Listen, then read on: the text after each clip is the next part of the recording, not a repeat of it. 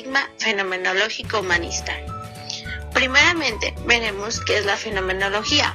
Bueno, este fue un movimiento filosófico del siglo XX que describe la estructura de las experiencias tal y como se presentan en la conciencia, ya que este no recurre a ninguna teoría. Su fundador, llamado Edmundo Husserl, introdujo este término en su libro llamado Ideas, siendo una introducción pura y general, ya que lo proclamó con un contenido fenomenológico que es estudiar las esencias de las cosas y de las emociones. ¿Qué engloba este paradigma? Engloba un conjunto de corrientes cuyo interés se centra en el estudio de los significados de las acciones humanas y de lo que ocurre en un contexto determinado. Se basa fundamentalmente en la observación y en el uso de los relatos para comprender las experiencias de los propios sujetos de investigación. Esto es porque la conciencia es parte importante de esta corriente. Yo dirijo mi atención a ese algo, yo le doy la existencia y yo lo dirijo. Es por eso que este paradigma fenomenológico es cualitativo, es decir, el significado que le da la persona que proyecta hacia algo en particular. Se preguntarán el por qué, porque es una relación de sujeto a sujeto. Además, porque nos interesa la perspectiva de la persona.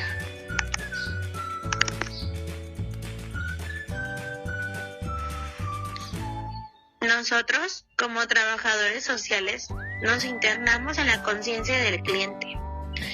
Está en nuestras manos la resignificación de la situación del cliente, las causas que plantea sobre su problema y por último, cabe señalar que es un proceso lento que necesita tiempo para que el cliente se abra ante nosotros para que muestre su subjetividad. La psicología humanista. La psicología humanista fue nombrada así por Carl Rogers y Erik Erikson. Carl Rogers nació el 8 de enero de 1902 en Newcastle Park y murió el 4 de febrero en La Joya, California. Fue un psicólogo y primeramente dedicó sus estudios a la agricultura y a la teología. Posterior a esto, estudió psicología. En 1928 comenzó a trabajar en Rochester, Nueva York, con niños delincuentes y pobres. Posterior a esto, se dedicó a la terapia centrada en el cliente. La fenomenología humanista. Rogers la denominaba como teoría fenomenológica o teoría de la realización. De acuerdo con Maslow, decía que la psicología humanista constituye una tercera fuerza en la psicología estadounidense. Rogers pensaba que cada persona vive y construye su propia personalidad a partir de ciertos objetivos, y el objetivo más alto es la felicidad y la autorrealización. Dentro de la terapia, el foco principal está centrado en el cliente y en los esfuerzos que hace para afrontar experiencias reales y generar maneras de vivir más significativas y satisfactorias. Rogers creía que el individuo tenía dentro de sí la capacidad de descubrir lo que le hace sentirse ansioso e infeliz para generar cambios en su vida. El terapeuta proporciona una atmósfera cálida y de aceptación dentro de la cual sus clientes pueden expresarse abiertamente. La tarea del terapeuta no es dar consejos ni mucho menos tratar de corregir, sino proporcionar aceptación sincera y comprender los esfuerzos de los clientes para lograr una mayor comprensión. Dentro de la terapia hay ciertas características que debe de cumplir el terapeuta, que son: primero, el terapeuta es compatible en la relación con el paciente o el cliente. El terapeuta tiene una consideración positiva hacia el cliente. El terapeuta es incondicional por el cliente y debe haber un entendimiento empático del cliente.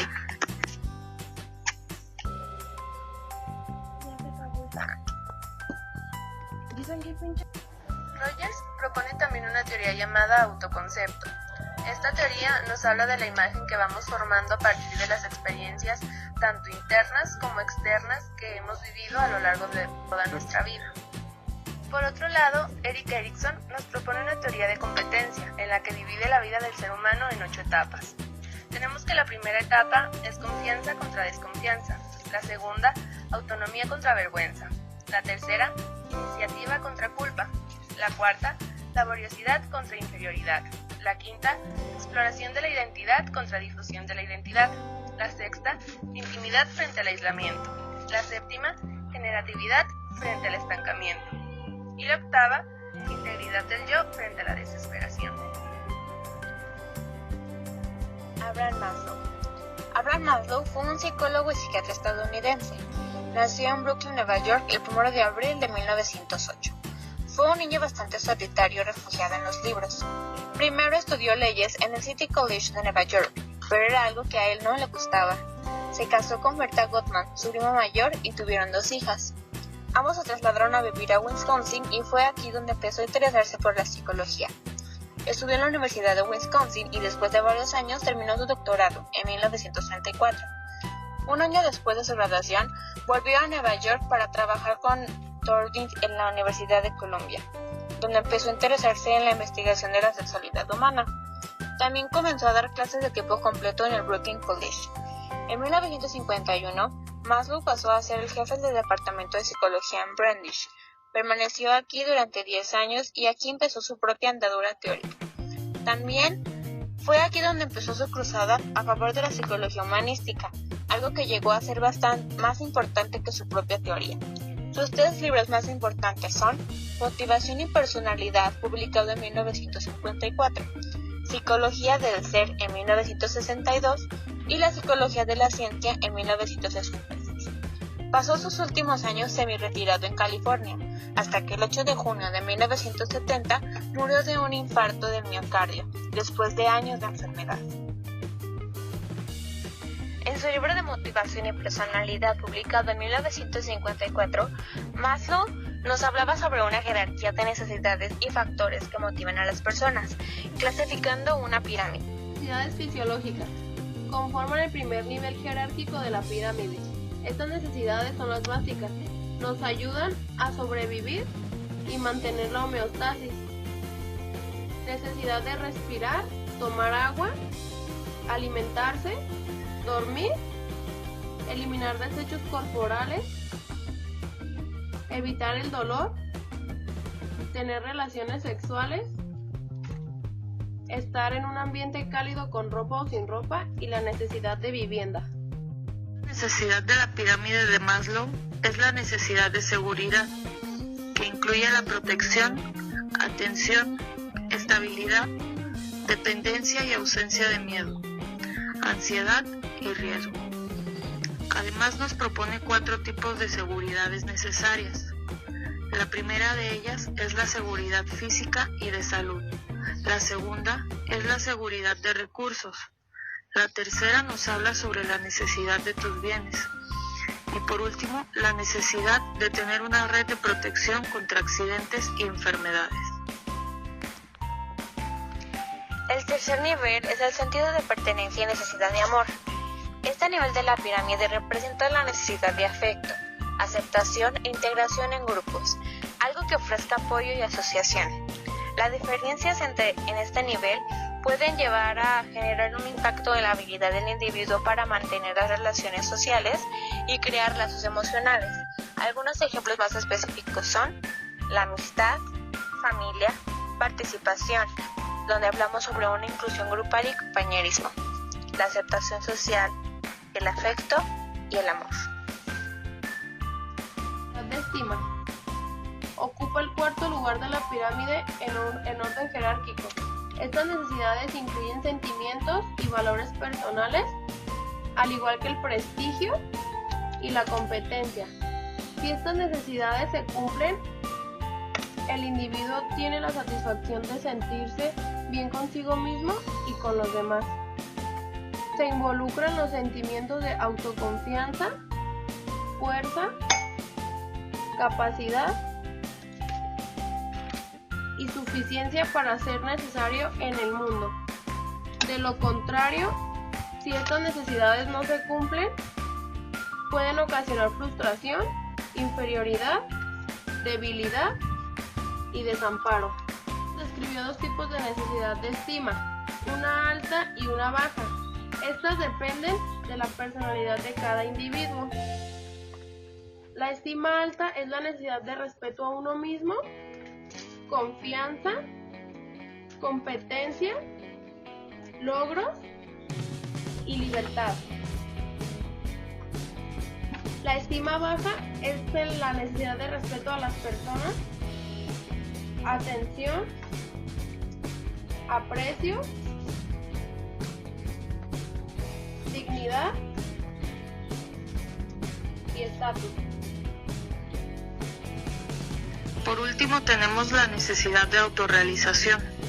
En este último grupo representa las necesidades de índole superior y representan un nivel más alto de madurez personal.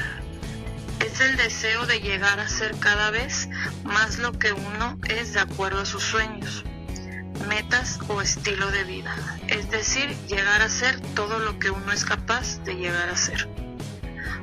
Por eso, una vez satisfechas todas las demás necesidades, se pueden tener en cuenta y se puede lograr la autorrealización, encontrándole una justificación o un sentido a la vida, desarrollando el potencial del que somos capaces. Principios de la pirámide de las necesidades. Las acciones de los seres humanos son el resultado de los esfuerzos para satisfacer las necesidades humanas. Una vez satisfechas, dejan de generar comportamiento alguno. Las necesidades fisiológicas nacen con la persona. El resto de las necesidades surgen con el transcurso del tiempo. A medida que logran controlar sus necesidades básicas, aparecen gradualmente las necesidades de orden superior. No todos los individuos sienten necesidades de autorrealización, que es el nivel superior, debido a que aquello es una conquista individual.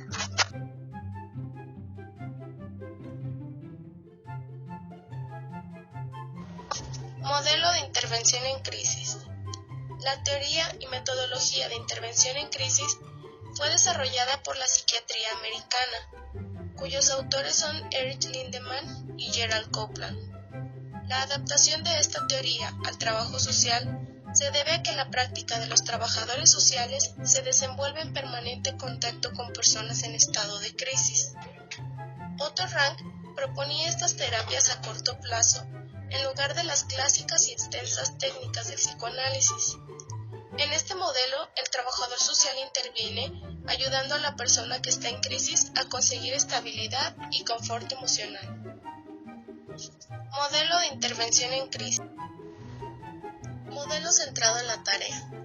Es un modelo que ha sido desarrollado completamente desde el trabajo social y se centra en el trabajo en conjunto entre trabajador social y usuario. En este modelo se ejecutan tareas con el fin de solucionar problemáticas presentadas y se deja que las principales decisiones se tomen del lado del usuario. Es un modelo que busca darle empoderamiento al cliente, para así construir la confianza en él mismo, mejorando sus capacidades y fortalezas para resolver problemáticas futuras.